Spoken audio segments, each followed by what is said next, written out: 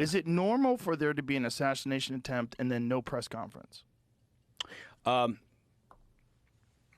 is, because we don't have assassination attempts every week. It's kind of hard to say that is it normal. But if there's a major world event, right. Generally, don't they have press conferences? Yes, and it was look, the whole thing, the protocols that weren't followed, the process, the fact that it was a cock-up of monumental proportions leading up to Thomas Crooks taking those shots. And then the afterwards, right? Then the way that they handled it was another series of, still to this day, this series of mistakes that there's no justification for it. You can't, look, doing security at an event like the Butler rally back in July where Trump was shot. Right now, there's people out there going, I don't think he was shot. I'm pretty sure he wasn't. So I think it's not rocket science, right? It's very labor intensive and detail oriented, but you're not building a spaceship, right? You're going through the same process that you go through every time you have one of these events, right? And so you have a political rally like that. And it's not a national security event. So it's not the DNC, it's not the RNC, it's not the Super Bowl, it's not the Olympics. Those are national security events. You have a year plus to plan and prepare, get all your resources together and figure out your game plan, your site surveys, all the rest of it. You still have time with these political events. Don't have a year, but you've got sufficient time. And they do it over and over again. And it's not tough. So you do a site survey and you say, okay, he's going to show up at Butler. Let's get out there. And the Secret Service has primacy. They work with local, state resources if they need to heavy up the security and they don't have the available resources. But they have the primacy. So they go out and the site survey, that whole process, the risk threat assessment and the survey is where you identify your timelines and your resources and your deployment of resources and all the various things, your command and control center, your communications protocols, all those things. But it's over and over and over again. It's there's a methodology to it. And the Secret Service, they do this all the time. So it does lead you to wonder how many more events in the past have they been, not buttoned up and they just got lucky because there wasn't a shooter. But there's no way to excuse what happened because it was such a breakdown of events. And then afterwards, in the hot washing, in the briefings that they did provide, and going up on Capitol Hill, and Kimberly Cheadle, the now departed director, it was a classic lesson in how not to do crisis communications. And she should have been, the director, who's now gone, she should have been out on the rally grounds that evening, and with a team and with the agent in charge, and it should have been very clear to the press all around that they were out there doing the investigation, assessing what had happened, and people would be responsible, and they would talk. But none of that happened. It was just a fucking goat rope. So it's because it's Trump. If it was anybody else. Yeah. Like if that had happened, if there's an assassination attempt about Biden. Yeah. Yeah. Oh. Yeah. Yeah. Yeah. It would have been crazy.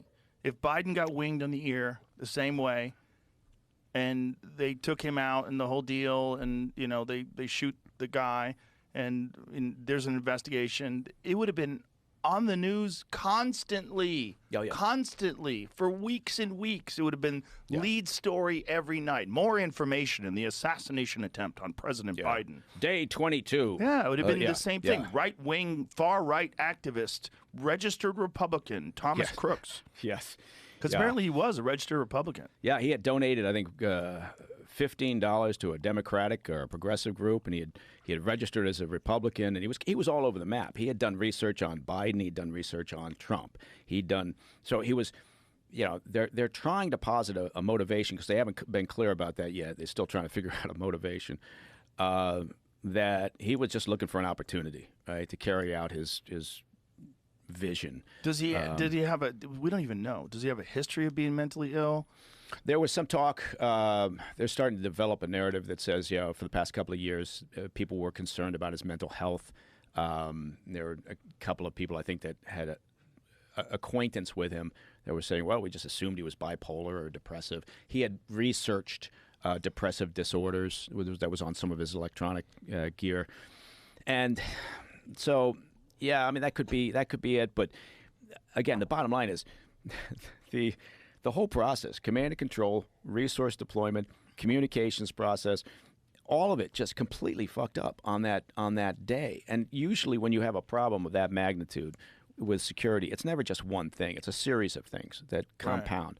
Right. And, but then, the acting director, Roe, he goes up there and, early, it was a few weeks back now, but when he first showed up to say, I'm the acting director and I'll go up to Capitol Hill and answer your questions, which he didn't really do, they were talking about, well, it's almost impossible to get all the elements talking on the same frequency, right? The local police are talking on their frequency, Secret Service talking on their frequency, counter sniper teams, maybe they're operating on a different channel.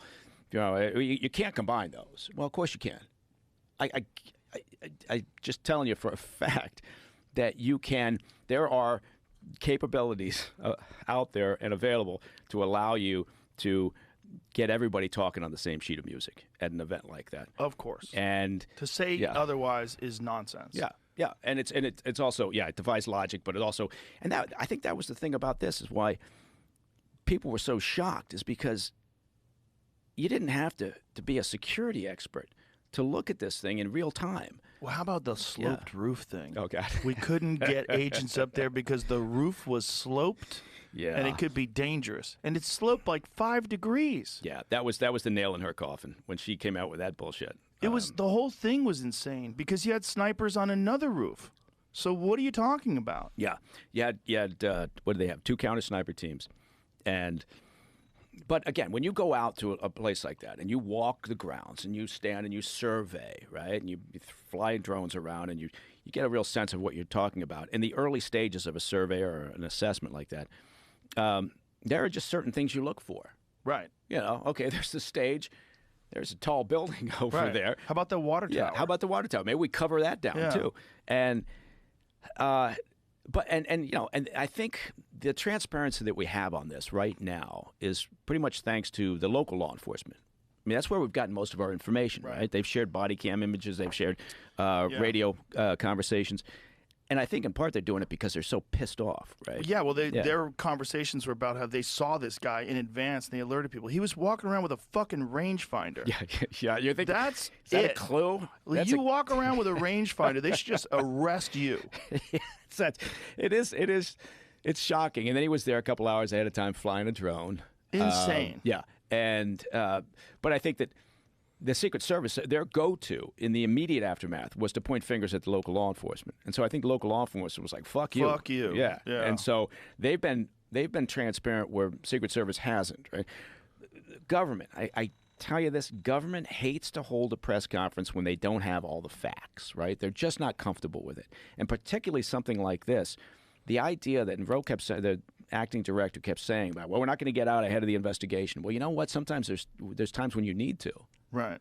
And the fact that they failed to understand the optic of this right in the immediate aftermath and say, man, we got to be so fucking proactive here. We got to be more transparent than we've ever been before.